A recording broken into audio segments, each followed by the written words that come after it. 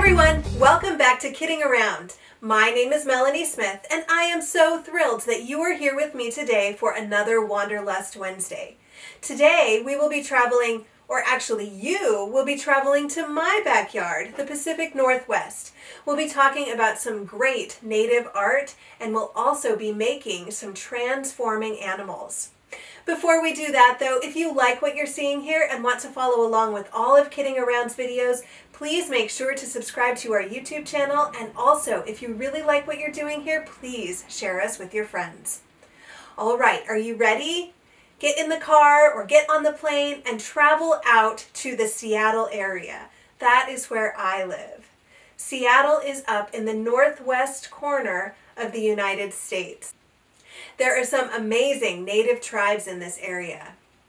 It is really an amazing experience to walk even just around downtown Seattle and see some of the great artifacts and some of the amazing art made by the people in these tribes. Several in these tribes are doing what they can to keep their traditions and their art alive. And today we are going to do an activity reminiscent of something that you might find in the Pacific Northwest during the winter at something called a potlatch. A potlatch was a gift-giving wintertime festival that many native tribes members attended. At these potlatches, you would hear great stories. The Pacific Northwest natives are great storytellers. Many of their stories involved one character which transformed into another. So something where a boy might become a bird or a coyote might turn into a porcupine. These stories were made into dramatic performances which included music, dance, costumes, and transformation masks. The most intricate of these masks were carved from wood, and they took months to design and make. These masks transformed one character into another, so when strings were pulled, the two halves of the mask opened to reveal an inner mask. We're not going to be making masks today, but we are definitely going to be making transformations happen. So here I have, in Pacific Northwest native style, a bird. Do you see that? This is the beak, these are the eyes. Well then, when I put my hand into this paper bag and I open it, all of a sudden you see a bear. So we are going to do something similar like this to honor these Pacific Northwest stories, and we are going to be making one animal into another. To do this activity, you will need a few supplies. You will need a paper lunch bag. You will also need a glue stick and a pair of scissors. In addition to that, you will need some construction paper. The colors that you choose are really up to you, and they are dependent upon your design. So think about the animals or the designs that you want to make, and then figure out what colors those will require, and then those will be the colors of construction paper that you need. You also, in your design, might need some markers or some crayons or colored pencils. You also might go on a treasure hunt around your house and see if you can find feathers or beads. Really, truly, the sky is the limit. Think about a fun design and then do what you can to make it appear in real life. These are the things that I will need, but these are really, truly just a jumping off point. All right, so to get started, what you will need to do is take your paper lunch bag and make sure that the flap is facing up. So on the front of the flap is going to be the animal or the design that people will see first thing. And then on the inside of the flap is going to be what people see when you open the bag, when your hand is in it. So I thought it might be kind of fun to make a frog with a fly in its mouth. I know that's not a true transformation mask idea, but maybe the frog transforms into a fly, or maybe you can just use it as a fun kind of, here's the frog and then I open its mouth and the fly is in its mouth. Again, it's your art, it's up to you. All of these things can be determined by you. So what I am going to do for this is I really truly am going to be very, very loose in what I do, and I want you to be too. Sometimes when we make art, we get a little bit bogged down by the details, and I want you to not get bogged down by these details today. So you will see that I am not drawing out my ideas first. I am just kind of taking a pair of scissors and I am cutting and kind of seeing what comes of it. I have an idea, but I am not drawing it out first. Of course, you can draw it out first if you would like to. That's up to you. But you can see this isn't a perfect frog shape, but I am going to use it because I think it's still going to be quite a bit of fun. So that's going to be my frog head. And then I think I will do the frog eyes.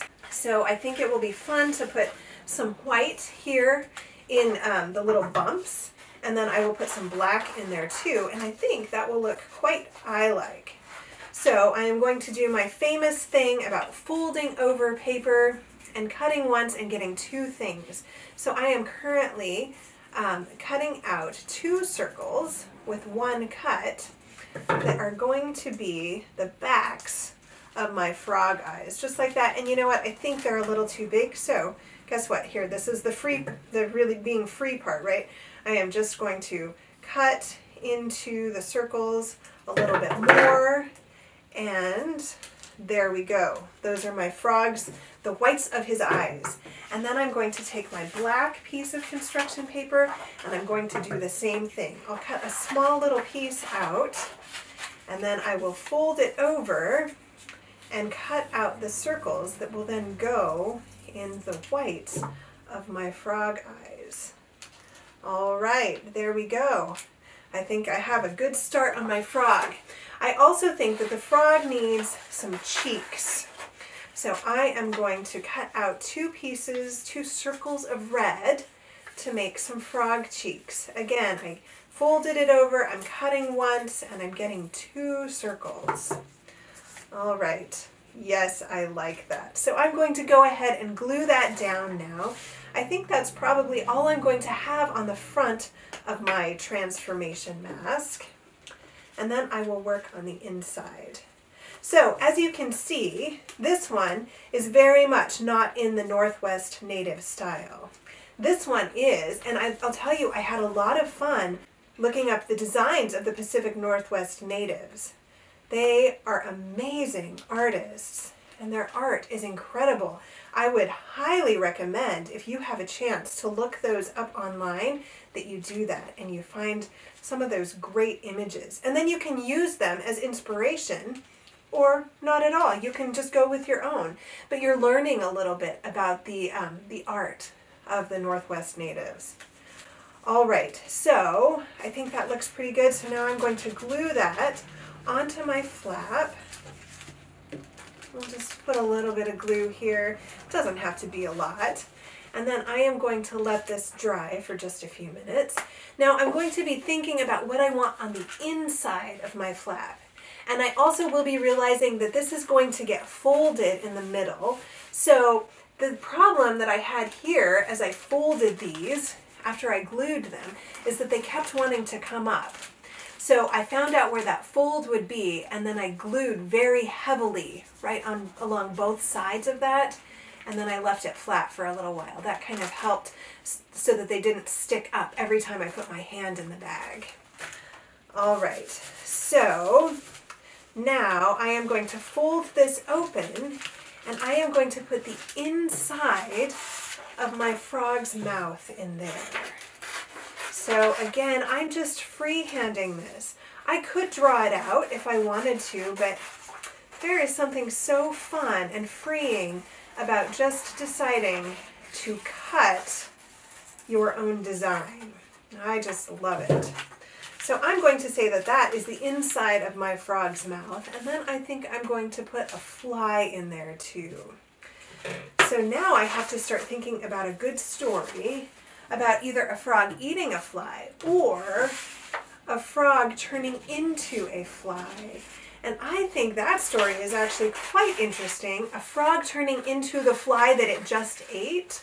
Huh, that's an interesting thought. I'll have to continue thinking on that and see what I can come up with.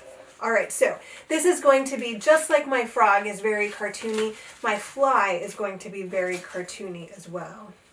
So I think I'll make him a little nose, or a long nose. I don't know, this probably isn't even a nose. But when I think of a fly, I think of something that it kind of, you know, some way that it eats. And then I need to make some wings. So guess what? Here we go again. I'm going to take a small piece of white paper, fold it over, and then I am going to cut 2 wings at once. Here we go. There are my 2 wings. And then I think I probably need a couple eyes. And I'm just going to use the rest of this paper that I started with that is folded over. And I'll cut 2 circles. And then maybe I'll get them apart. All right, there we go. Yes, I think I like that. He kind of looks like an elephant, but I think I like my fly. So I am going to go ahead and glue him together. I will be using my black marker to draw on some final details, but I want to get him glued first. All right, so Mr. Fly, you now have 2 eyes, and you need 2 wings, otherwise you couldn't be called a fly. All right, there we go. There's my fly. I think I am going to probably outline his wings. Let's see if I can find my black marker. So to do that, I just put him on another piece of paper, and then I just trace around his wings with my black marker. It just gives it some definition. It's a little easier to see them as wings once they're outlined. And then I think he needs some eyes. And of course, flies need legs as well. I guess I should have done a little research on flies before bringing this project to you. I don't know how many legs they have. I'm going to go with 6 because most insects have 6. So I will draw those on, but right now I'm going to glue them on the frog mouth. And then I am going to glue my frog mouth to the inside of my paper bag flap. So this requires a little bit more glue because this part will be moving quite a bit as you move your hand in the paper bag. The other thing that I'm going to do is I'm going to try to make sure that all of this stuff, all of the edge pieces are within the background of the paper bag. That will just kind of keep them hidden and keep them a surprise. All right, so now as that continues to stick or to dry, I am going to draw my little fly legs. What do you think? Does that look like a good fly? Maybe I should make a story, as I look at this, maybe I should make a story about a frog who turns into a fly, who turns into an elephant. This keeps reminding me of an elephant trunk.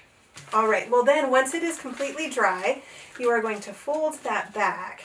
Now you can see that my fly did not stick very well. Let's see, I'm just going to make an adjustment. I'm going to add just a little bit more glue, and then I will wait for it to dry just a little bit more before I fold it. This is all about adjustments and working within the project, right? These are great lessons to learn. I'm just going to make sure that my fly is really stuck down there. Okay, now I'm going to leave this open and we'll let it dry just a little bit more.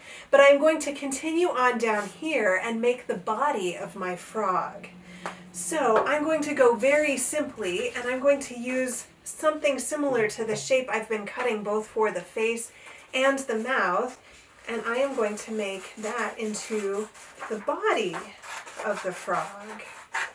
So again, I don't have pencils, I'm not drawing this out, I am just freehanding. It is amazing the art that can come from freehanding anything. All right, so I know that that flap is going to end right there. So I think, I still want that to dry. I'm going to probably glue this right here, and then maybe it will look like the fly is just, or the frog is just sitting kind of somewhere on the water, maybe on a lily pad on the water. All right, so there's my frog body. And then I think, because I have this brown down here, I'm going to go ahead and make some water, because I would imagine that a frog would be hanging out in the water. So I think I'm going to make 2 waves, and I'm going to cut them at the same time. Well, you know what? I didn't quite cut that big enough. So I'm going to go with it. I've told you I'm all about freehanding and making things work. So that's what I'm going to do. I am going to glue this together. I know that seems silly because I just cut them apart. I should have planned that a little bit better, but I am all about making things work. All right, so I am going to cut some waves out. There we go. We have those cut. And hey, that extra little flap gives it a little more texture, right? That's what I'm going to go with. I will say that that was the plan all along. All right, I like that wave. Now I am not going to cut my second piece into separate pieces. I will measure this a little bit more, figure out what size I actually have. All right, what I was going to do there was I was going to cut both of these waves at once, but I should have measured before I cut. I could have cut both of these waves at once if I had just measured and cut the right size. All right, so I think I'm going to do that. I'm going to overlap them just a little bit. I think that that'll be kind of cute. Make it look a little bit more realistic. All right, and now I'm just going to glue them. And this just, you know, takes the purple glue. All right, here we go. So I'll put that down there, and then to make sure that they really stick to each other, I will lift up the pieces so that I can kind of see where they're going to be stuck, and then I will glue under them. All right. There we go. I think this is great. This is going to be a fun little frog floating on the water or swimming through the water. Whatever the story is, right? Where he transforms into a fly. Okay, I do now think that this is probably dried enough. So now I can fold it back down. And here, I think I have my final project. I have my frog floating along in the water when all of a sudden he is turned into the fly that he just decided to eat. What will happen to him? These are great for story starters. I would love to see your transformation animals. I would love to hear the stories that go along with them. Your parents can take pictures and they can post those on our Facebook site, and they can also post your stories if you would like them to. I would love to see those and read those. Thank you so much for joining me here in the Pacific Northwest. I am so glad that you could come and visit. And I look very forward to seeing you at our next lesson, where we will be talking about a very fun film. Well, thank you so much for joining me for this one. I'm so glad that you did. Thanks so much for kidding around with me. I will see you next time. Bye.